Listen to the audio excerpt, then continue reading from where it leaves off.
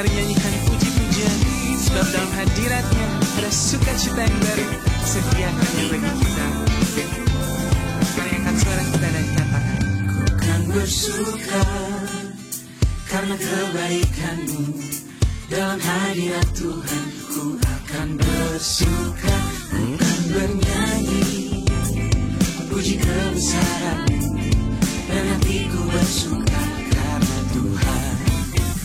Ku kan bersuka karena kebaikan-Mu. Dalam hadirat Tuhan ku akan bersuka, ku kan bernyanyi puji kebesaran-Mu, dan hatiku bersuka karena Tuhan.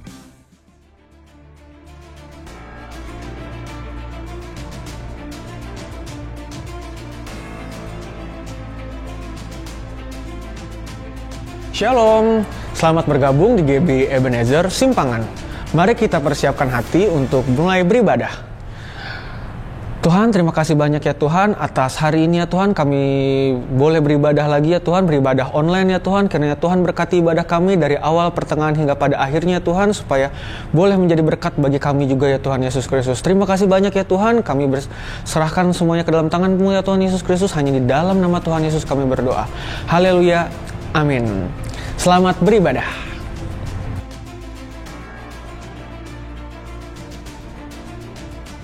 Pentakosta ketiga. Pentakosta ketiga adalah pencurahan Roh Kudus yang dahsyat di zaman now, melebihi yang terjadi di Asia Safrit. Pentakosta ketiga akan mengakibatkan penuhan jiwa yang terbesar dan yang terakhir sebelum Tuhan Yesus datang kembali. Pentakosta ketiga akan membangkitkan generasi Yeremia, yaitu anak-anak muda yang dipenuhi Roh Kudus, cinta mati-matian kepada Tuhan Yesus, tidak kompromi terhadap dosa, dan akan bergerak untuk memenangkan jiwa. Pentakosta ketiga lahir di Indonesia dan bergerak ke bangsa-bangsa. Gerakan ini dari timur ke barat dan akan kembali ke Yerusalem. Pentakosta ketiga akan memberikan kuasa untuk menyelesaikan amanat agung, dan setelah itu Tuhan Yesus datang kembali.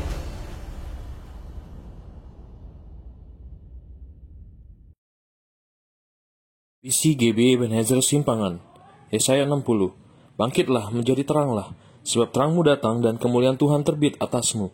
Sebab sesungguhnya kegelapan menutupi bumi dan kekelaman menutupi bangsa-bangsa, tetapi terang Tuhan terbit atasmu, dan kemuliaannya menjadi nyata atasmu. Bangsa-bangsa berduyun-duyun datang kepada terangmu, dan raja-raja kepada cahaya yang terbit bagimu. Pada waktu itu engkau akan heran melihat dan berseri-seri, engkau akan tercengang dan akan berbesar hati, sebab kelimpahan dari seberang laut akan beralih kepadamu, dan kekayaan bangsa-bangsa akan datang kepadamu.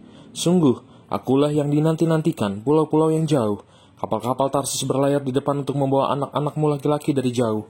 Perak dan emas yang dibawa serta untuk nama Tuhan Allahmu, dan oleh karena yang Maha Kudus, Allah Israel, sebab Ia mengagungkan engkau. Pintu-pintu gerbangmu akan terbuka senantiasa, baik siang maupun malam tidak akan tertutup, supaya orang dapat membawa kekayaan bangsa-bangsa kepadamu, sedang raja-raja mereka ikut digiring sebagai tawanan. Kemuliaan Libanon, yaitu pohon sanobar, pohon berangan dan pohon cemara, akan dibawa bersama-sama kepadamu untuk mempersemarak tempat bait kudusku, sebab aku hendak memuliakan tempat kakiku berjejak. Sebagai ganti keadaanmu dahulu ketika engkau ditinggalkan, dibenci dan tidak disinggahi seorang pun, sekarang aku akan membuat engkau menjadi kebanggaan abadi, menjadi kegirangan turun-temurun. Tidak akan ada lagi kabar tentang perbuatan kekerasan di negerimu, tentang kebinasan atau keruntuhan di daerahmu. Kau akan menyebutkan tembokmu selamat, dan pintu-pintu gerbangmu pujian. Bagimu akan ada matahari yang tidak pernah terbenam, dan bulan yang tidak surut, sebab Tuhan akan menjadi penerang abadi bagimu, dan hari-hari perkabunganmu akan berakhir. Pendudukmu semuanya orang-orang benar, mereka memiliki negeri untuk selama-lamanya, mereka sebagai cangkokan ikut tanam sendiri, untuk memperlihatkan keagunganku. Yang paling kecil akan menjadi kaum yang besar, dan yang paling lemah akan menjadi bangsa yang kuat. Aku, Tuhan, akan melaksanakannya dengan segera pada waktunya. Amin. Bapa, kami berdoa bagi Indonesia. Kiranya nama-Mu terus bertata atas Indonesia. Nama-Mu diagungkan oleh anak-anak-Mu di seluruh penjuru bangsa. Kami berdoa lepaskan berkat atas Indonesia. Engkau berkati airnya, tanahnya, udaranya. Engkau berkati ya Bapa, api Pentakosta ketiga juga tercurah atas Indonesia. Kami juga berdoa bagi pemerintah bangsa kami, Bapak Jokowi dan Bapak Ma'ruf Amin. Biar ada kesatuan hati dari pemerintah pusat sampai ke daerah. Kami berdoa urapan-Mu juga tercurah dari Sabang sampai Merauke, dari Pulau Rote sampai Miangas. Kami berdoa bagi TNI Polri yang menjaga keamanan negeri. Kami berdoa bagi lembaga eksekutif, legislatif, dan yudikatif. Engkau berikan roh takut akan Tuhan dalam memerintah negeri ini, dan biar Indonesia memenangkan pandemi ini. Bapak, kami juga berdoa bagi kota kami, kota Depok. Depok saat ini masih dalam zona merah. Ampuni kami Bapa, biar belas kasihan-Mu tercurah atas kami. Ingatlah akan kami ya Bapa, sedengkanlah telinga-Mu atas seru dan doa kami. Ingatlah perbuatan kami yang menyenangkan hati-Mu, di mana setiap penjuru kota mengagungkan Engkau siang dan malam. Kami bermazmur bagi-Mu. Biar kota Depok menjadi kota yang zona hijau lagi, semuanya aman. Engkau lindungi kami, anak-anak-Mu di kota Depok. Mazmur 91, perlindungan-Mu yang sempurna atas kami. Kami juga berdoa bagi pemerintah kota kami. Berikan roh takut akan Tuhan dan kesatuan hati dalam memerintah dan memenangkan pandemi ini. Bapak, kami juga berdoa bagi gembala pembina kami Paniko beserta keempat wakilnya.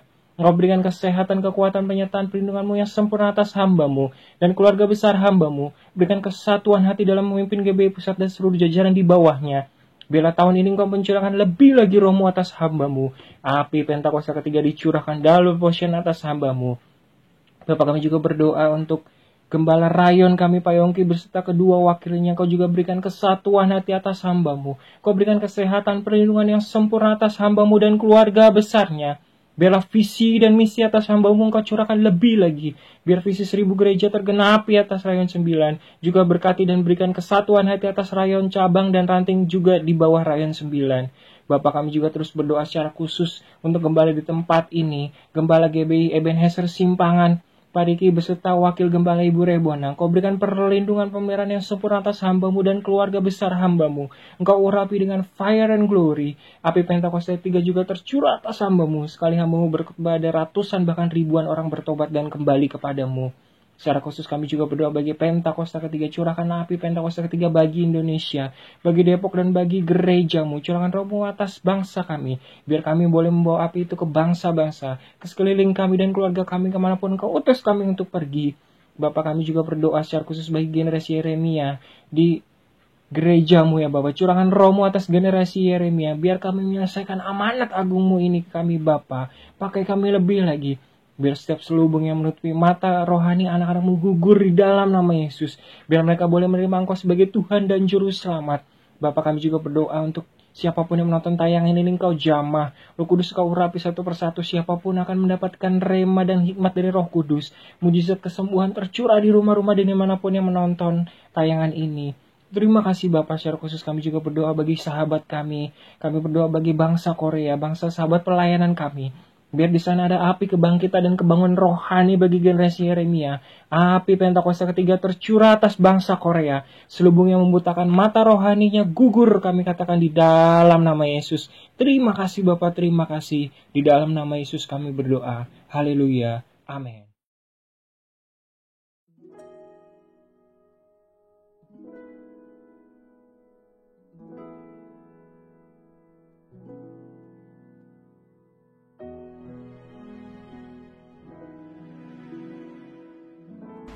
Shalom, saudara-saudara saya yang seiman di dalam Tuhan Yesus Kristus yang dikasihi Tuhan. Pada hari ini saya mau bersaksi tentang keadaan saya selama saya ditinggal suami pulang ke rumah Bapak, sampai saya dirawat ke rumah sakit, dan saat ini saya sudah berada di rumah dengan tidak kurang suatu apapun. Saya ingin mengucap syukur dan terima kasih kepada Tuhan Yesus. Begitu besar kasih-Nya, begitu mulianya Tuhan itu. Sampai saat ini Tuhan sungguh-sungguh Tuhan yang tidak pernah meninggalkan saya. Dan saya selalu dalam perlindungannya.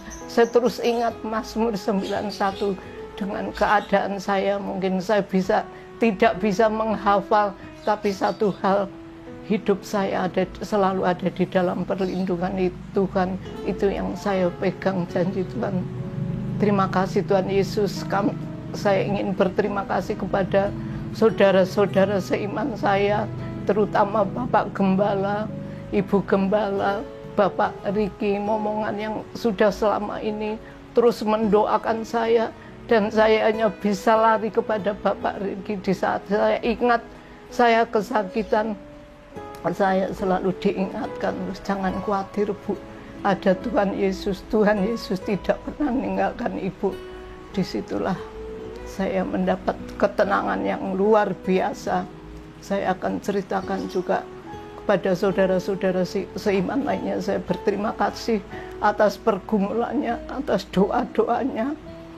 Saya kembali mempunyai pengharapan yang begitu kuat di dalam Tuhan Yesus menghadapi ini semua. Terima kasih Tuhan Yesus. Saya mau bersaksi saat ini, biarlah kesaksian saya bisa menjadikan semua saudara-saudara seiman yang mendengarkan boleh kembali melihat bahwa Allah yang kita sembah, Allah yang hidup, Allah yang luar biasa dan dahsyat. Dia yang bisa menjamah segala sakit penyakitnya. Dia yang bisa memberikan jalan keluar yang terbaik. Saya termasuk orang yang sudah diselamatkan.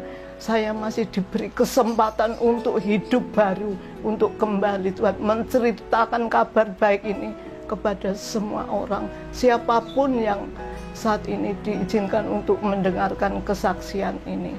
Terima kasih Tuhan, terima kasih saat ini saya mau bersaksi. Saya akan mulai dengan mengawali suami saya dipanggil Tuhan Yesus. Waktunya itu sangat cepat sekali karena seminggu sebelumnya saya masih boncengan naik sepeda motor untuk pergi ke gereja pelayanan. Di situ suami saya bercerita sambil di jalan sambil ketawa-ketawa, enak ya Bu, kita masih bisa pelayanan di usia tua ini, walaupun berangkatnya mungkin kadang ada rasa gimana, tapi pulangnya kita membawa sukacita, damai sejahtera dari Tuhan Yesus. Inilah yang selalu saya pegang. Jadi saya merasakan dimanapun, apapun masalah yang saya hadapi saat ini, saya diberi kekuatan yang luar biasa. Sampai suatu saat suami saya kena sakit, saya tidak merasakan bahwa secepat itu suami saya mau dipanggil. Jadi saya cuma biasa-biasa saja. Cuma suami saya di tempat tidur memandang saya sepertinya mau meninggalkan. Saya sampai bilang, Pak, kenapa Pak? Ada apa Pak? Enggak apa-apa. Suami saya mulai di situ nafasnya sesak terus Bapak bawa aja ke rumah sakit ya. Terakhir dia sudah pakai pakaian rumah, saya sisirin, terus Bu, saya mau dibawa kemana? Bapak dibawa rumah sakit, nanti diperiksa, terus pulang, pasti pulang, Bapak sehat. Sudah itu yang bisa saya lakukan. Saya hanya mengantar di pintu karena anak-anak tidak boleh saya ikut ke rumah sakit. Biar ibu di rumah dengan cucu-cucu. Udah sampai di situ, Bapak berangkat. Sampai di rumah sakit HGA, berapa jam kemudian saya bilang, Rin, Bapak gimana Rin? Nggak tahu, ini Bapak lagi mau diinfus tapi susah, nggak bisa. Sudah lama sekali nggak ada jawaban. Ika yang ditelepon, Ika terus bilang sama saya, Bu, Bapak sudah tidak ada, sudah dipanggil Tuhan. Tapi apa yang terjadi pada diri saya diberi kekuatan yang luar biasa di saat itu. Saya cuma ada Tuhan Yesus. Kami bersyukur, terima kasih Tuhan. Beri saya kekuatan Tuhan untuk menghadapi ini semua. Seperti mimpi juga saya Tuhan. Di situ ada Bayu, ada Ika, ada Davin, bertiga. Saya kumpulkan saya dengan Ika. Ika, kamu harus kuat ya, kamu harus tabah ya. Ika cuma bilang, Ibu nggak apa-apa, enggak. Terus saya kok punya, terus saya bangkit, berdiri, saya mandi Pak. Mandi saya pakaian, saya mikir nanti pasti banyak tamu. Sudah pakaian, udah saya kumpulkan bertiga, mari kita bergandeng tangan dengan Bayu. Mau memberitahu Bayu tidur. Saya berdoa, memuji Tuhan, berdoa terus saya bilang, anak-anak Bayu, Bapak sudah dipanggil Tuhan ke surga yang mulia. Dengan tenangnya saya tidak nangis, tidak apa. Itulah Tuhan ya. Disitulah Roh Kudus, dan Roh Kudus tolong saya. Sayanya sendiri, saya harus kuat. Saya ingat waktu itu Bapak kepada Ika, kamu tidak boleh nangis, tidak boleh mengeluarkan air mata. Itu yang dipesankan Ika sebelum itu. Terus saat itu pagi sudah semua datang, sudah siap. Saya punya keponakan kebetulan militer, dia yang memantau terus ke HGA. Tante nggak usah mikir apa-apa, saya nanti kirimkan Babinsa ke sana, mau nanya-nanya dikubur di mana, kapan. Itu waktu itu masih susah Pak Gatot. Ada yang 3 hari baru dikasih tahu di mana kuburnya. Saya cuma dikasih tahu sama anak-anak, Bu, Bapak nggak bisa pulang. Nanti Bapak sudah secara pemerintah. Tapi saya juga belum tahu karena sakitnya Bapak tifus waktu itu belum sampai di swab, belum apa. Saya serahkan semuanya ke dalam tangan Tuhan. Walaupun Bapak akan nyawanya sudah di surga, walaupun jasadnya secara apapun ya, saya serahkan semuanya itu. Pagi-pagi saya dapat berita Bapak dikubur di pemakaman umum Pondok Rajek. Di situ Ibu boleh melihat kuburannya. Puji Tuhan, itu luar biasa. Setelah itu besok harinya saya dites. Saya dan Bayu yang reaktif, Ririn dan Yemi tidak kena apa-apa. Terus saya harus di swab, saya positif. Jadi memang seperti normal biasa, tapi setelah itu dokternya bilang, Ibu lebih baik diopname saja, nanti lama. Dan kata Ririn, obatnya cuma seminggu, Bu, nanti selanjutnya ada obat.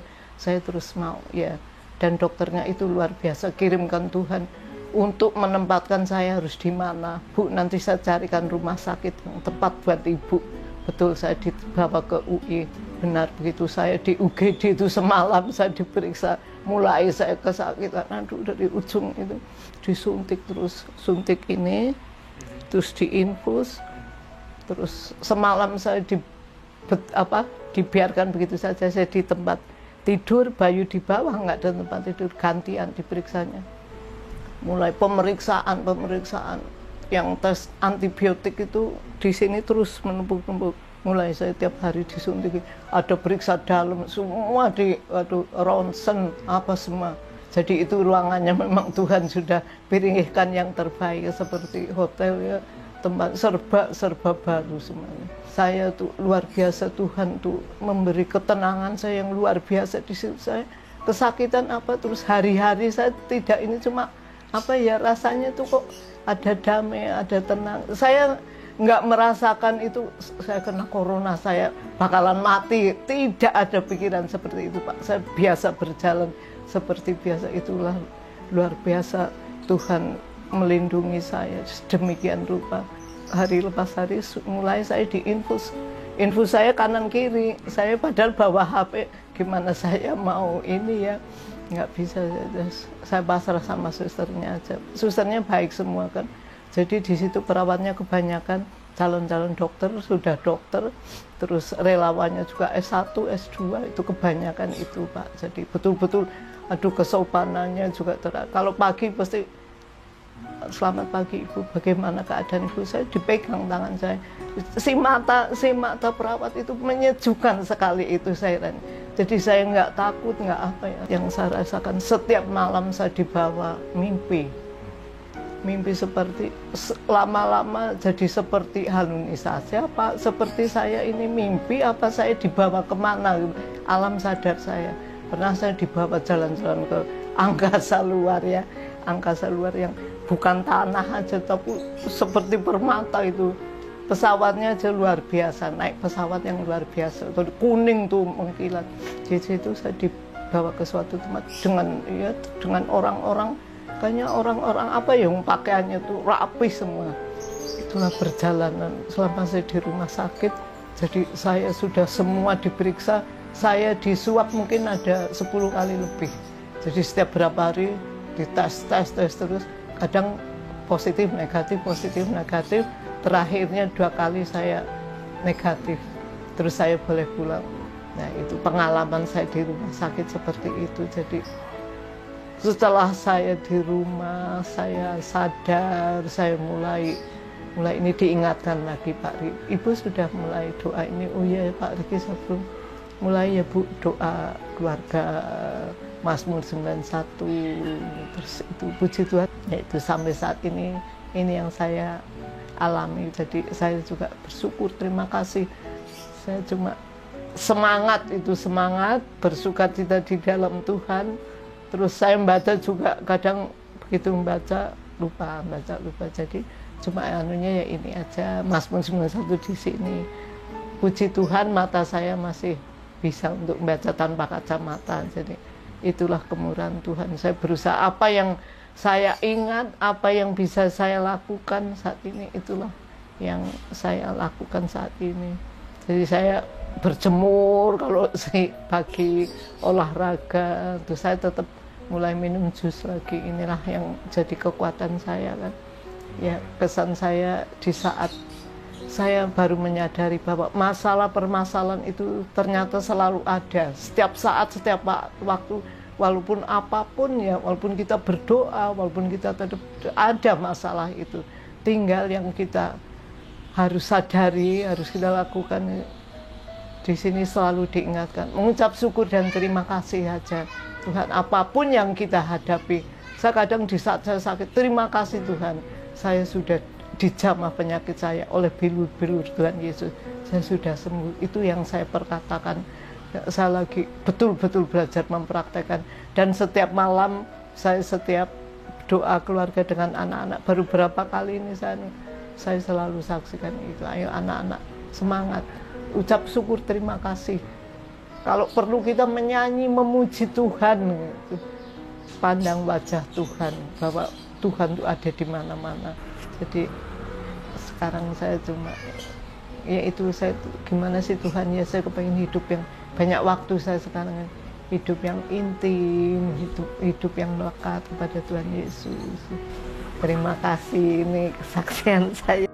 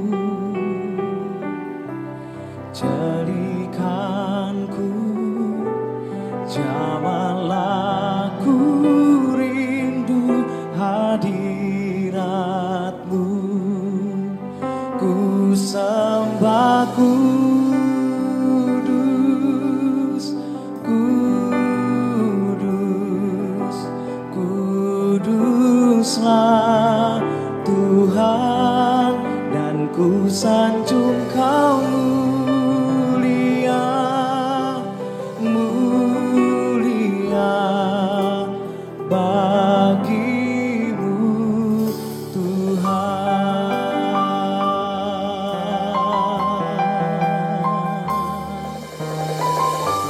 Roh Kudus,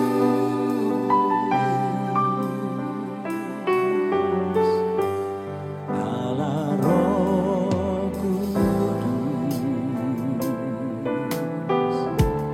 penuhi kami.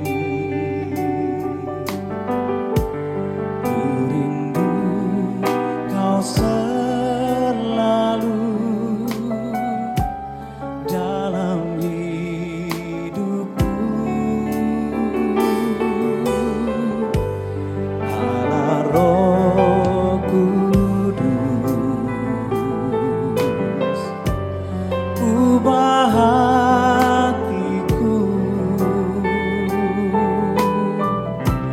jadikanku lamalah ku rindu hadiratmu. Ku sembah kudus, kudus,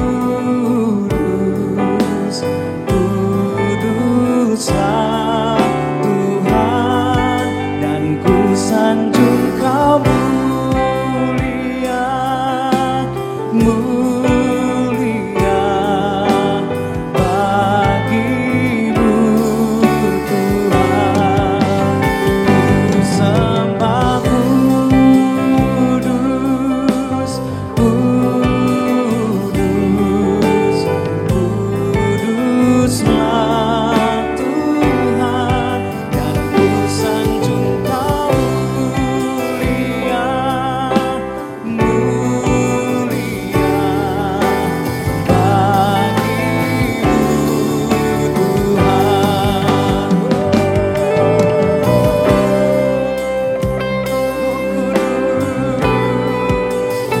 Mari sembah Dia. Huriara lamo, lamo saya. Hiara lama, rara lama Yesus. Roh Kudus.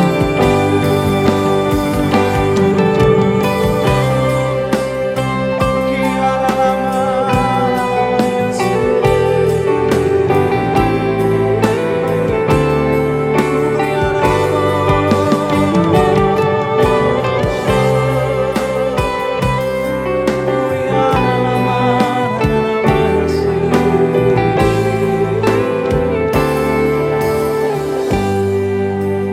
Ku sembah kudus, kudus, kuduslah Tuhan, dan ku sanjung Kau mulia, mulia bagimu Tuhan. Ku sembah kudus, kudus, kuduslah Tuhan, dan ku sanjung Kau mulia, mulia bagimu Tuhan.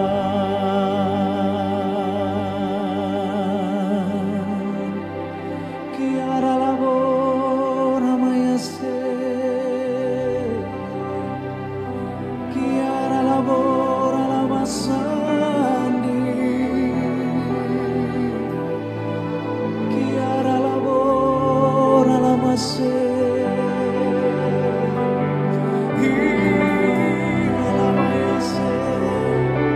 Kiara lama ya sando, sembah Yesus. Oh, lama ya sando,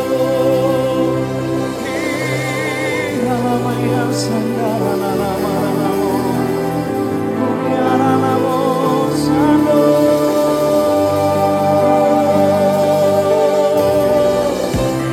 Angkat suara kita sembah Dia.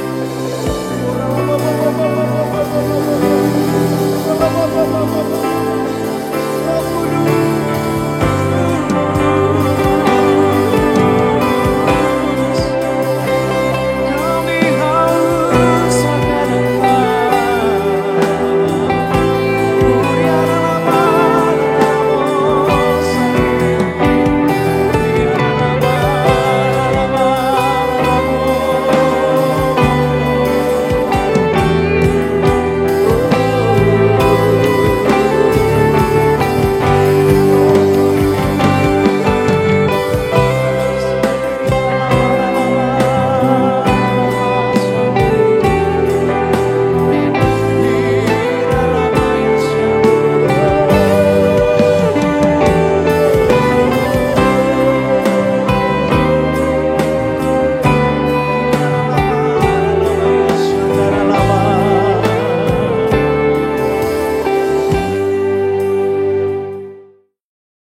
Shalom, apa kabar saudara? Kita percaya kita selalu di dalam keadaan yang luar biasa. Pada VOP kali ini, kita akan membahas mengenai kekudusan seksualitas atau sexual purity. Sebagai generasi Yeremia, setiap kita wajib menjaga kekudusan, khususnya kekudusan seksualitas. Namun sebuah riset yang diterbitkan lembaga independen pada tahun 2019 menyebutkan 33% remaja sudah melakukan hubungan seks di luar nikah. Hal ini bisa diakibatkan karena kurangnya pemahaman anak-anak muda akan prinsip-prinsip seksualitas yang benar. Maka dari itu, kita sebagai anak muda harus mengerti tentang hubungan seksualitas yang benar menurut Alkitab. Kita percaya Tuhan menciptakan hubungan seksual itu sakral dan kudus di hadapan Tuhan. Sehingga hubungan seksual hanya boleh dinikmati di dalam komitmen pernikahan. Hal ini dikarenakan hubungan seksual adalah anugerah Allah yang indah untuk dinikmati oleh sepasang suami dan istri yang sah dan sudah diberkati di dalam komitmen pernikahan. Firman Allah juga menekankan bahwa hubungan seksual bukanlah berasal dan akibat dari dosa, melainkan hubungan seksual diberikan di dalam pernikahan untuk menghindari percabulan. Prinsip yang lain adalah hubungan seksual harus dipersembahkan untuk kemuliaan Allah. Kita harus mengerti bahwa hubungan seksual bukanlah sekedar kepuasan fisik semata, namun hubungan seksual memberikan pengertian hubungan yang mendalam antara suami dan istri. Karena hubungan suami dan istri adalah gambaran hubungan Kristus dengan jemaatnya. Setelah mengerti prinsip kekudusan seksualitas yang benar, selanjutnya penting bagi kita anak-anak muda untuk memulai dan menjalani hubungan pranikah atau berpacaran secara bertanggung jawab di hadapan Tuhan. Ada beberapa perbedaan yang paling mendasar dari hubungan pranikah atau pacaran secara duniawi dan hubungan yang bertanggung jawab di hadapan Tuhan. Perbedaan pertama adalah pacaran duniawi hanya bertujuan mencari pengalaman dan kenikmatan dalam percintaan saja. Namun pacaran yang bertanggung jawab kepada Tuhan melihat hubungan pacaran sebagai persiapan untuk menuju ke arah pernikahan. Perbedaan kedua adalah pacaran menurut dunia hanya mengutamakan keintiman dan kepuasan fisik. Tetapi pacaran yang benar harus mengutamakan keintiman rohani dan emosi. Perbedaan ketiga adalah dalam hal komitmen, hubungan pacaran secara dunia hanya berorientasi kepada masa kini, sehingga mudah terjadi perpisahan ketika timbul konflik. Namun hubungan pranikah yang bertanggung jawab kepada Tuhan harus berorientasi kepada masa depan. Perbedaan-perbedaan ini adalah dasar untuk kita membatasi segala bentuk keintiman jasmani dengan kesadaran bahwa hubungan pacaran atau pranikah belumlah mengikat. Mengapa penting untuk setiap kita menjaga kekudusan, khususnya kekudusan seksualitas? Firman Tuhan di dalam 1 Korintus 6 ayat 19 dan 20 berkata, "Atau tidak tahukah kamu bahwa tubuhmu adalah bait Roh Kudus yang diam di dalam kamu? Roh Kudus yang kamu peroleh dari Allah, dan bahwa kamu bukan milik kamu sendiri, sebab kamu telah dibeli dan harganya telah lunas dibayar. Karena itu, muliakanlah Allah dengan tubuhmu." Kita harus mengerti bahwa tubuh kita adalah bait Roh Kudus, dan Tuhan sudah menebus setiap kita, sehingga sudah seharusnya kita memuliakan Allah dengan tubuh kita. Dan salah satu caranya adalah menjaga kekudusan, khususnya kekudusan seksualitas. Menjaga kekudusan juga adalah bentuk ketaatan kita kepada Allah. Selain itu juga, saat kita hidup kudus, Tuhan secara khusus bisa pakai kita untuk maksudnya yang mulia. Sebagaimana ditulis di dalam 2 Timotius 2 ayat 21 dan 22. Jika seorang menyucikan dirinya dari hal-hal yang jahat, ia akan menjadi perabot rumah untuk maksud yang mulia. Ia dikuduskan, dipandang layak untuk dipakai tuannya, dan disediakan untuk setiap pekerjaan yang mulia. Sebab itu, jauhilah nafsu orang muda, kejarlah keadilan, kesetiaan, kasih, dan damai bersama-sama dengan mereka yang berseru kepada Tuhan dengan hati yang murni. Sebagai generasi Yeremia, kita percaya Tuhan akan pakai kita dan percayakan kita hal-hal yang besar. Namun sebelum itu, penting untuk setiap kita menjaga hidup kita kudus di hadapan Allah dengan cara menjaga hubungan pranikah atau pacaran yang kudus dan bertanggung jawab di hadapan Allah.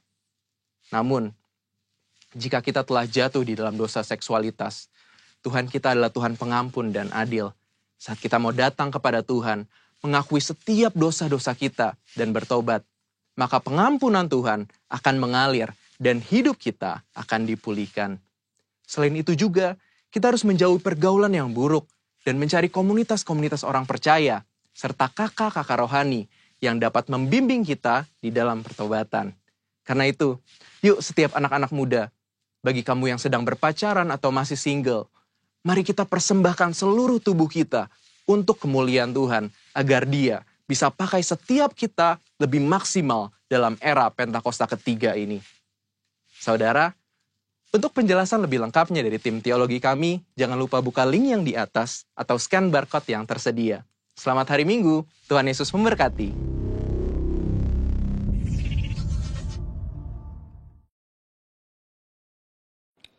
Shalom Bapak Ibu Saudara terkasih dalam Tuhan Yesus.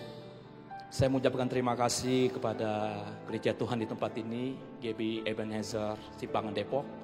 Dan terima kasih buat Pak Gembala, Pak Riki yang mengizinkan saya untuk menyampaikan firman Tuhan di minggu yang ceria ini, di minggu yang penuh dengan sukacita. Nah, saya harap Bapak Ibu dimanapun berada, saya minta kita bisa menghormati Tuhan, mengambil posisi sikap ibadah yang menghargai Tuhan. Mari kita ibadah dengan cara yang relevan di hadapan Tuhan. Untuk itu mari persiapkan hati kita. Saya ajak untuk kita bersama-sama bersatu di dalam doa. Bapa, di dalam nama Tuhan Yesus, Tuhan memberkati kami di ibadah di hari Minggu ini.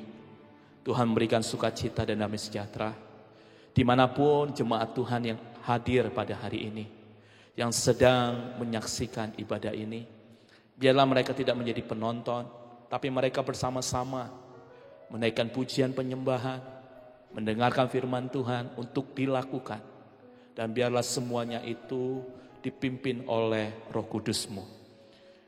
Tuhan berkati setiap keluarga demi keluarga. Tuhan berkati mereka yang ada di rumah, di kendaraan, maupun dimanapun. Dan biarlah firman Tuhan hari ini mengubah kehidupan kami. Di dalam nama Tuhan Yesus, kami siap mendengarkan dan mau melakukan firman Tuhan. Kita yang percaya sama-sama katakan, amin. Puji nama Tuhan. Bapak Ibu Saudara terkasih di dalam Tuhan Yesus, hari ini ada firman Tuhan yang perlu kita dengarkan, perlu kita pelajari.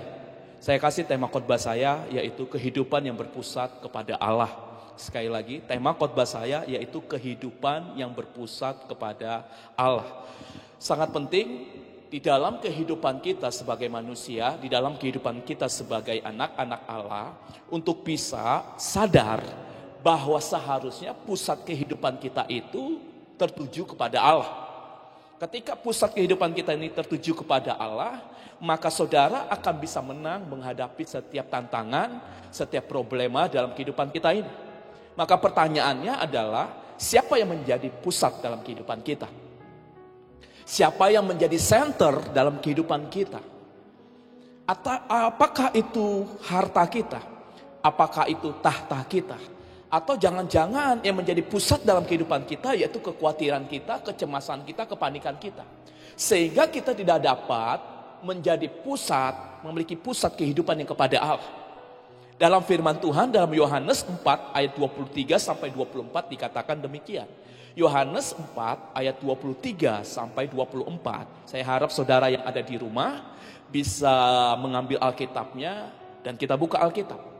Saudara harus paham ketika saudara mengikuti ibadah online, bukan nonton online, tapi ibadah. Yang namanya ibadah berarti kita sedang memfokuskan kehidupan kita, sedang memfokuskan tubuh, jiwa, dan roh kita untuk datang kepada Tuhan. Yohanes 4 ayat 23 sampai 24. Firman Tuhan berkata demikian. Tetapi saatnya akan datang dan sudah tiba sekarang, bahwa penyembah-penyembah benar akan menyembah Bapa dalam roh dan kebenaran. Sebab Bapa menghendaki penyembah-penyembah demikian. Allah itu roh dan barang siapa menyembah Dia harus menyembahnya dalam roh dan kebenaran. Jadi perhatikan Bapak Ibu Saudara terkasih di dalam Tuhan Yesus, bahwa kehidupan saudara dan saya awalnya ketika Tuhan jadikan yaitu cuma satu, yaitu bagaimana kita menjadi penyembah-penyembah Tuhan. Dan sering sekali kita memiliki konotasi penyembah Tuhan itu kita ada di ruangan doa 24 jam. Sering sekali kita memiliki pemikiran penyembah Tuhan itu berarti tidak melakukan aktivitas dan segala macamnya. Bukan saya bilang salah, tetapi yang namanya penyembah Tuhan itu bukan soal doanya berapa lama, bukan soal nyanyinya berapa lama. Tetapi setiap aspek dari kehidupan saudara, setiap tindak tanduk kita, setiap apapun yang kita perbuat dan lakukan, itu mencerminkan penyembahan. Nah Bapak Ibu Saudara terkasih di dalam Tuhan Yesus, kalaulah kita sadar, kalaulah kita mengerti, kalaulah kita paham bahwa pusat kehidupan kita kepada Allah, maka kita akan mengerti dan kita akan bisa menjadi pribadi-pribadi yang hebat, pribadi-pribadi yang kuat ketika menghadapi tantangan, ketika menghadapi krisis ekonomi, ketika menghadapi yang namanya itu COVID-19, ketika menghadapi yang namanya itu kebangkrutan dan segala macamnya, kita tidak akan kalah. Kita tidak akan gugur. Yang membuat kita gugur adalah ketika kita melenceng, ketika kita keluar dari pusat kehidupan kita yang harusnya kepada Allah, malah kepada penyembahan-penyembahan kepada berhala. Yang harusnya kita menyembah kepada Tuhan dan Raja, tetapi kita menyembah kepada ilah-ilah lain. Kita menyembah kepada penyembahan-penyembahan yang lain. Kita menyembah kepada kepanikan kita. Kita menyembah kepada ketakutan kita. Kita menyembah kepada kecemasan kita. Kita menyembah kepada keadaan-keadaan yang membuat kita semakin hari semakin terpuruk. Berapa banyak gara-gara hal seperti itu rumah tangga menjadi hancur, rusak. Berapa banyak gara-gara seperti itu banyak orang mengalami frustasi, stres, akhirnya tidak bisa berpikir dengan tenang. Kenapa? Karena yang dia pikirkan dan dia pusatkan dalam kehidupannya bukan kepada Allah, tetapi kepada ketakutan dan kecemasan. Jadi tidak heran tiba-tiba seseorang itu hidupnya itu menjadi ketakutan. Kehidupannya itu menjadi ngeri. Dan sering sekali kehidupannya itu menjadi apa saudara? Bencana. Saudara dengar berita di luar sana. Anak bunuh orang tua. Saudara dengar berita di luar sana. Pacaran yang bebas. Saudara dengar berita di luar sana. Banyak orang yang mengalami sakit jiwa. Stres. Akibat apa? Karena hidupnya tidak berpusat kepada Allah. Dia bawa hidupnya berpusat kepada hartanya. Kepada tahtanya. Maupun kepada cinta hawa nafsunya. Saudara, hari ini saya rindu saudara sungguh-sungguh bisa menangkap isi hati Tuhan. Karena Tuhan memakai setiap kehidupan kita bukan hanya sebatas lahir, lalu beranjak anak, remaja, sekolah, Anda kuliah, bekerja, mungkin berpacaran, menikah, punya anak, habis itu tua dan meninggal. Tidak. Tetapi setiap hal dalam kehidupan kita, Tuhan menjadikan hari pertama, hari kedua sampai menjadikan manusia. Ketika Tuhan katakan semuanya baik, berarti ada tujuan dan maksud dari semua yang Tuhan ciptakan. Nah saudara terkasih di dalam Tuhan Yesus Kristus, kehidupan yang berpusat kepada Allah hari-hari ini, apakah itu Anda alami? Kehidupan yang berpusat kepada Allah hari-hari ini, apakah semakin hari Anda rasakan? Saya sangat percaya sekali, ketika seseorang yang mengalami yang namanya itu hidupnya, yang semakin hari semakin berpusat kepada Allah, maka dia akan menang menghadapi setiap tantangan. Dia menang menghadapi setiap ujian dalam pencobaannya. Saudara pahami, Tuhan menjadikan saudara dan saya tujuannya untuk menjadi penyembah-penyembahnya. Penyembah-penyembahnya Tuhan bukan berarti 1 kali 24 jam Anda selalu bernyanyi, berdoa. Kapan kerjanya? Kapan sekolahnya? Tetapi yang namanya penyembah itu adalah lebih kepada gaya hidup. Gaya hidup saudara itu penyembahan. Gaya hidup penyembahan itu berarti saudara tidak bisa keluar daripada pimpinan daripada Roh Kudus. Makanya kitab Kejadian pasal yang pertama ayat 26 dikatakan demikian saudara. Saudara bisa buka ayatnya. Kitab Kejadian pasal yang pertama ayat yang ke-26. Kejadian 1 ayat yang ke-26 dikatakan demikian. Berfirmanlah Allah, baiklah kita menjadikan manusia menurut gambar dan rupa kita, supaya mereka berkuasa atas ikan-ikan di laut dan burung-burung di udara, dan atas ternak dan atas seluruh bumi dan atas segala binatang melata yang merayap di bumi. Perhatikan, ketika seseorang hidupnya berpusat kepada Allah, maka seluruh yang ada di dalam dunia ini akan tunduk kepada kebenaran firman Tuhan. Saya ulangi sekali lagi. Ketika seseorang hidupnya berpusat kepada Allah, artinya apa? Berarti dia menyerap firman Tuhan dan melakukannya. Dia pahami firman Tuhan dan mengalaminya. Orang yang menyerap firman Tuhan, orang yang melakukan firman Tuhan, maka di dalamnya itu ada kuasa. Karena ketika Tuhan katakan berfirmanlah Allah, baiklah kita menjadikan manusia menurut gambar dan rupa kita. Kata kita di sini bentuknya jamak, Allah Bapa, Allah Anak dan Allah Roh Kudus. Apa tujuannya Allah menjadikan kita? Apakah sebagai mainannya Tuhan? Bukan. Tetapi Tuhan ingin mengimpartasikan kuasanya, Tuhan ingin mengimpartasikan apa yang ada dalam kehidupannya. Maka Tuhan katakan ini supaya mereka berkuasa, saudara. Supaya mereka berkuasa. Perhatikan, orang yang berpusat kepada Allah, maka ada kuasa daripada Allah di dalam kehidupannya. Kuasa yang pertama bukan untuk kita menjadi orang yang sok jago-jagoan, bukan untuk menjadi orang yang menjadi petantang petenteng, tapi kata berkuasa di sini artinya dominion, yaitu ada keteraturan. Makanya orang yang paling berkuasa adalah orang yang hidupnya teratur, orang yang disiplin, orang yang hidupnya benar. Saudara perhatikan aja, kalau seseorang hidupnya benar, seseorang yang hidupnya disiplin, seseorang yang hidupnya teratur, nggak ada celah untuk dia bisa dijatuhkan. Nggak ada celah untuk dia bisa ditusuk, ditikam dan segala macamnya.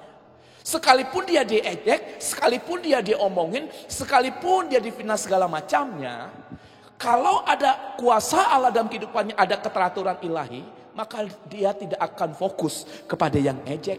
Dia tidak fokus kepada krisis yang ada. Dia tidak fokus kepada sakit penyakitnya. Dia tidak fokus keadaan bangkrutnya. Dia tidak fokus keadaan yang mungkin di PHK. Dia tidak fokus kepada kesakit hatiannya. Tetapi fokusnya adalah bagaimana hatinya selalu berpusat kepada Allah.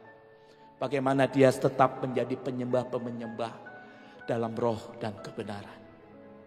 Saya harap saudara bisa tangkap firman Tuhan hari ini. Bahwa ketika saudara berpusat kepada Allah, saudara mungkin berpikir bagaimana berpusat kepada Allah. Rupanya berpusat kepada Allah yaitu bagaimana Tuhan yang menciptakan saudara dan saya itu memberikan kuasanya kepada saudara untuk bisa saudara realisasikan selama ada di muka bumi ini. Makanya saudara ketika Tuhan jadikan manusia di dalam Kejadian 1:26 itu, maka di dalam kitab Kejadian pasal yang ketiga saudara, ada pribadi yang tidak senang, yaitu iblis. Nah, apa tujuan iblis menggoda daripada manusia itu? Supaya jatuh dalam dosa. Bukan soal jatuh dalam dosanya saudara, karena pada waktu itu belum mengerti arti daripada dosa. Tetapi tujuan daripada manusia digoda oleh iblis itu yaitu supaya apa? Supaya mereka mengalihkan pusat perhatiannya daripada Allah kepada iblis. Sadarkah saudara ketika saudara memiliki yang namanya itu berpusat kepada kepemimpinan A, tetapi digoda dengan pemimpinan B, maka saudara tidak lagi memiliki kuasa, tidak lagi memiliki satu connecting, satu hubungan kepada pemimpin yang A, tetapi kembali kepada pemimpin yang B. Sadarkah saudara ketika iblis itu menggoda Adam dan Hawa, ketika ular itu menggoda Adam dan Hawa cuma satu, supaya mereka berpindah, supaya mereka beralih dari pusatnya kepada Allah, yaitu pindah pusatnya itu kepada iblis. Apa tujuannya? Supaya Anda dan saya tidak berkuasa. Anda tidak menguasai diri Anda tidak bisa menguasai tabiat Anda tidak bisa menguasai rumah tangga Anda tidak bisa menguasai anak, istri, suami Anda tidak bisa menguasai bagaimana berbisnis dengan baik, bekerja dengan baik, Anda tidak bisa melakukan semuanya itu. Tetapi Anda berkuasa. Untuk apa? Untuk mengalami ketakutan. Jadi Anda dikuasai oleh ketakutan, kecemasan dan segala macamnya. Karena apa? Karena berpindahnya pusat perhatian Anda dari Allah kepada si iblis, dari sang pencipta kepada sang penghancur. Perhatikan keluarga saudara, perhatikan kehidupan saudara. Banyak sekali orang menyalahkan, orang menuduh karena COVID lah maka hancur semuanya. Saya mau katakan, COVID hanya sebuah kejadian. Tapi di atas COVID ada Tuhan yang Maha Kuasa. Ada Tuhan pencipta langit dan bumi. Makanya Matius 6 dikatakan, jangan hendaknya kamu khawatir tentang apapun juga. Artinya apa? Apapun juga di dalam dunia ini, tidak ada yang cocok dengan kehebatan, dengan kedahsyatan daripada Allah kita.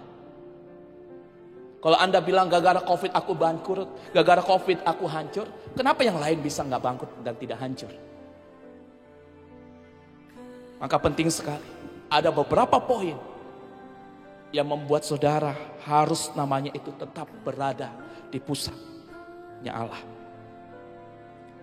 Tadi kita sudah baca dalam kitab Kejadian. Ada beberapa hal yang harusnya saudara dan saya paksa dalam hidup ini. Jadi harus ada kata paksanya saudara. Kalau saudara tidak paksa, saudara tidak akan bisa lihat. Saudara tidak akan bisa berubah. Kenapa harus dipaksa, Pak? Karena kita sudah lama dengan tabiat dosa kita. Kita sudah lama dengan tabiat kedagingan kita. Makanya perlu dipaksa. Paksa diri kita olahraga, paksa diri kita berdoa, paksa diri kita untuk melakukan hal-hal yang benar. Yang namanya dipaksa pasti tidak enak. Tetapi kalau saudara berhasil, itu satu glory, kemuliaan. Nah, ada beberapa hal yang harus kita paksa dalam hidup ini untuk memiliki kehidupan yang berpusat kepada Allah. Poin yang pertama, Kejadian 1 ayat 26 tadi kita sudah baca, yaitu baiklah kita menjadikan manusia menurut gambar dan rupa kita, supaya mereka berkuasa. Perhatikan, paksa diri saudara dan saya untuk kembali kepada gambar dirinya Allah. Saudara bukan dicipta dari kutub. Saudara bukan diciptakan dari sumpah serapan nenek moyangmu. Saudara bukan diciptakan dari kemiskinanmu. Saudara tidak diciptakan dari kegagalan dan kekalahanmu. Tetapi saudara diciptakan menurut gambar dan rupa Allah. Paksa diri saudara semakin hari semakin bercermin kepada kemuliaan Tuhan. Kita tahu tahun 2020 ini dikatakan tahun new dimension. Yaitu bagaimana kita bercermin kepada kemuliaannya Allah. Bagaimana kita bercermin semakin hari semakin serupa segambar dengan Allah. Coba cek kehidupan kita. Apakah saudara semakin hari semakin serupa dengan Allah, atau saudara semakin hari semakin serupa dengan kekalahan, yaitu si iblis? Maka poin yang pertama, bagaimana supaya aku bisa berpusat kepada Allah, supaya saudara bisa berpusat kepada Allah, kehidupan yang berpusat kepada Allah. Maka poin yang pertama, ayo kembali kepada gambar diri Allah. Bukan kembali kepada gambar diri si iblis. Gimana Pak caranya saya kembali kepada gambar diri Allah? Sering-sering bergaul dengan Allah saudara. Sering-sering baca firman-Nya. Sering-sering hidupi kebenaran firman-Nya. Maka semakin hari saudara akan semakin serupa dengan Allah. Pergaulan yang buruk merusak kebiasaan yang baik, firman Tuhan katakan. Jadi kalau saudara ingin lihat semakin hari kita semakin serupa dengan Allah, lihat aja pergaulan Anda selama ini dengan siapa. Kalau saudara bergaul dengan orang yang bersungut-sungut, maka gak heran hidupmu akan menggerutu. Kalau saudara bergaul dengan orang-orang penakut dan khawatir, gak heran hidup kita semakin hari semakin ketakutan dan khawatir. Kalau saudara bergaul dengan penjual ikan asin, ya gak heran lama-lama saudara baunya ikan asin. Kalau saudara bergaul dengan mereka yang penjual parfum dan segala macam, maka saudara semakin hari semakin wangi. Maka firman Tuhan katakan pergaulan yang buruk merusak kebiasaan yang baik. Saudara terkasih, hari ini bapak-bapak yang ada di rumah, ibu-ibu yang ada di rumah, anak-anak muda yang ada di rumah, keluarga yang ada di rumah, sekarang posisinya kita berada di mana? Apakah posisi kita lagi ngobrol-ngobrol sama si iblis, seperti si Hawa ngobrol sama iblis? Kalau kita bilang, iya Pak, iblis itu suka menggoda. Saya mau katakan, sebelum iblis menggoda, Tuhan terlebih dahulu bersabda. Tuhan tidak mungkin tidak bersabda. Kalau tidak fair hidup ini. Tuhan akan selalu mengasih peringatan, memberikan warning, baru iblis itu menggoda. Tidak mungkin iblis menggoda tanpa ada peringatan terlebih dahulu dalam hidup kita. Karena pada mulanya adalah firman. Bukan pada mulanya adalah setan, saudara. Maka poin yang pertama, kembali kepada gambar diri Allah. Saudara yang menjadi imam, menjadi bapak, ayo bertobat di dalam Tuhan. Bawa keluargamu semakin dekat sama Tuhan. Lalu poin yang kedua, apa yang harus kita paksa? Matius 6 ayat yang ke-33. Matius 6 ayat yang ke-33. Matius 6 ayat 33 berkata demikian, saudara. Matius 6 ayat 33. Tetapi carilah dahulu kerajaan Allah dan kebenarannya, maka semuanya itu akan ditambahkan kepadamu. Mungkin saudara sudah sering dengar ayat ini. Bahkan saudara bahagia sekali kalau mendapatkan ayat ini. Ketika dikatakan tetapi carilah dahulu kerajaan Allah dan kebenarannya. Tapi pertanyaan saya, apakah ini saudara realisasikan?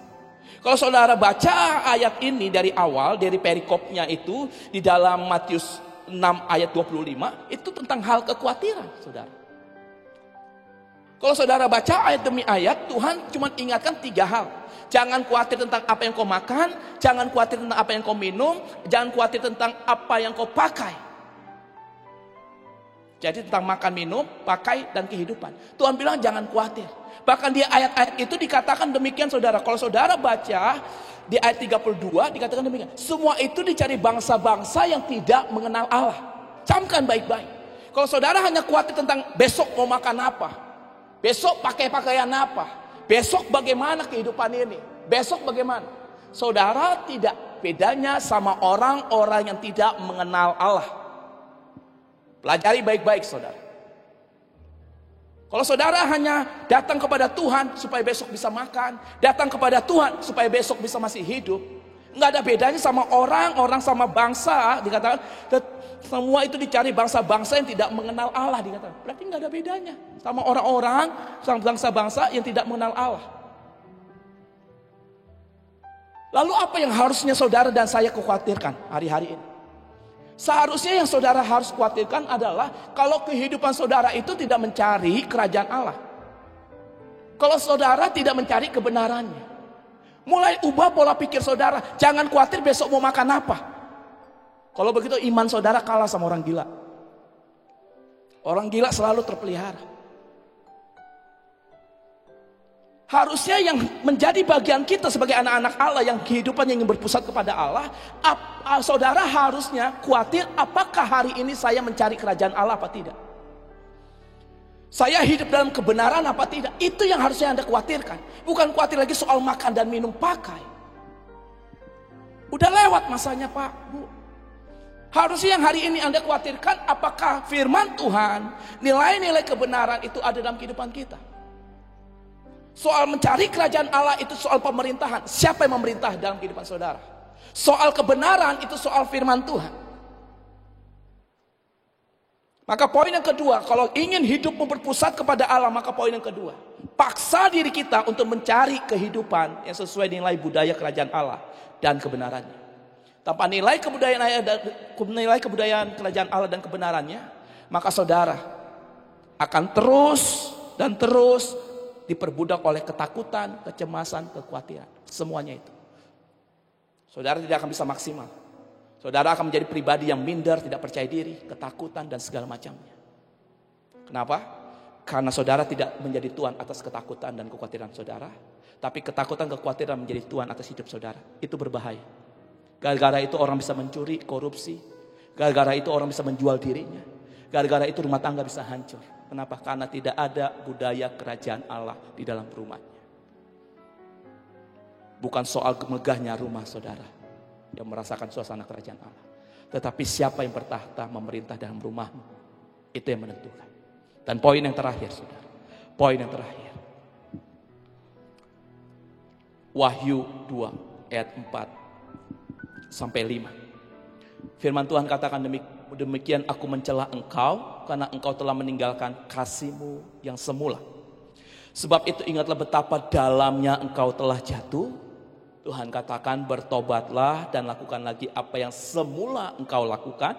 Jika tidak demikian aku akan datang kepadamu dan aku akan mengambil kaki dianmu dari tempatnya jikalau engkau tidak bertobat. Poin yang terakhir saudara. Untuk kita berada tetap dalam pusat kehidupan kepada Allah. Maka poin yang terakhir, paksa dirimu untuk tetap menjaga kasih yang semula. Seseorang yang memiliki kasih, dia tidak akan berat menjalankan kehidupannya. Seseorang yang memiliki kasih, dia tidak akan namanya itu berat untuk mengasihi suami maupun istrinya. Seseorang yang memiliki kasih yang mula-mula, dia tidak akan berat untuk bisa namanya itu mengasihi keluarganya, melakukan pekerjaan dengan sukarela. Tetapi kalau kasih tidak ada, maka yang ada adalah iri hati, kedengkian, amarah, emosi. Suami tidak memiliki kasih yang mula-mula kepada istri, maka kasihnya menjadi kasih yang pakai syarat, bukan tanpa syarat. Karena kasih agape, kasih yang tanpa syarat berarti menjalankannya dengan keikhlasan. Tetapi seseorang yang tidak menjalankan dengan keikhlasan bukan kasih agape. Itu bisa jadi kasih filia, kasih storge maupun kasih eros. Yang di dalamnya cuma ada nafsu dan segala macamnya. Maka poin yang terakhir buat jemaat Tuhan di GBI Ebenezer Simpangan Depok, saya mau katakan, bagaimana kasihmu hari-hari ini? Apakah kasihmu semakin turun dan semakin luntur, bahkan Anda tidak bisa merasakan kasih lagi? Sehingga saudara tidak bisa memuji menyembah Tuhan dengan keikhlasan. Sehingga saudara tidak bisa mengasihi suami atau istrimu dengan keikhlasan. Sehingga engkau tidak bisa mengasihi anak-anakmu dengan keikhlasan. Anda hanya bisa menuntut belajar yang benar. Udah capek nih papa mama cari duit. Anda marah-marah sama istri Anda. Istri marah-marah sama suami. Kenapa? Karena tidak ada keikhlasan. Maka poin yang ketiga, bahwa hidupmu berpusat kepada Allah dengan cara paksa supaya saudara menikmati kasih Allah yang semula. 3 poin yang saya berikan kepada jemaat Tuhan yang ada di GBI Ebenezer Simpangan Depok, supaya saudara sungguh-sungguh mengerti bahwa panggilan saudara yaitu berpusat kepada Allah, bukan kepada ilah-ilah zaman ini. Bahwa pada hakikatnya saudara pertama dipanggil yaitu untuk bisa melayani Tuhan, bukan melayani setan. Maka untuk itu yuk perbaiki gambar diri saudara. Maka poin yang kedua, hidupi budaya kerajaan Allah dan kebenaran. Dan yang ketiga, mari hidup di dalam kasih yang mula-mula. Tuhan Yesus memberkati. Mari kita bersatu di dalam doa. Bapa, firman telah disampaikan, tetapi Roh Kudus biarlah yang bekerja. Hamba tidak tahu apa yang sedang dialami oleh jemaat Tuhan yang sedang menyaksikan, yang sedang beribadah pada hari Minggu ini. Yang aku tahu bahwa Engkau mengasihi setiap kami. Ampuni segala dosa dan pelanggaran. Bebaskan yang terikat. Lepaskan yang terbelenggu ya Tuhan. Bapa, hari ini begitu banyak jemaat-Mu yang sedang membutuhkan pengharapan daripadamu. Membutuhkan jalan keluar menghadapi situasi dalam kehidupannya. Tuhan, Engkau memberikan Roh Kudus-Mu kepada kami. Untuk kami bisa terhibur, tertolong, terlindungi. Untuk itu biarlah setiap kami memperbaiki gambar diri kami di hadapan-Mu. Ampuni segala dosa dan pelanggaran kami. Kalau rumah kami tadinya adanya seperti neraka, tidak ada suasana surga. Hari ini biarlah Tuhan, setiap pribadi, entah itu suami, istri, anak-anak, orang tua, siapapun, biarlah yang hari ini menyaksikan mereka yang memulai, untuk memulai kerajaan Allah di tempat mereka. Dan biarlah itu mereka lakukan dengan memiliki kasih yang mula-mula.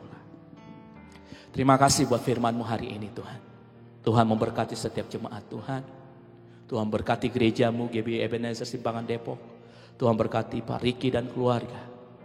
Tuhan berkati semua yang mengambil bagian untuk melayani secara online ibadah ini. Segala puji dan hormat kemuliaan hanya bagi nama Tuhan. Di dalam nama Tuhan Yesus kami berdoa dan mengucap syukur. Haleluya. Amin. Mari kita siapkan hati kita saudara untuk kita terima berkat dari Tuhan. Angkat tangan kita dan arahkan hati kita kepada Tuhan. Tuhan memberkati engkau dan melindungi engkau. Tuhan menyinari engkau dengan wajah-Nya dan memberikan engkau kasih karunia. Tuhan menghadapkan wajah-Nya kepadamu dan memberikan engkau damai sejahtera. Terimalah berkat yang berlimpah-limpah dari Allah Bapa di surga.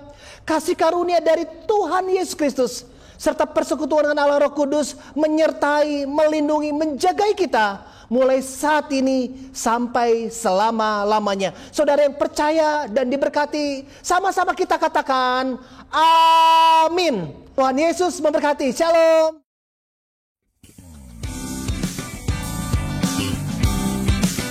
Haleluya.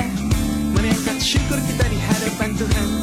Mari nyanyikan puji-pujian, sebab dalam hadirat-Nya ada sukacita yang baru sediakannya bagi kita. Mari angkat suara kita dan katakan, ku kan bersuka karena kebaikan-Mu. Dalam hadirat Tuhan ku akan bersuka, ku kan bernyanyi puji kebesaran-Mu.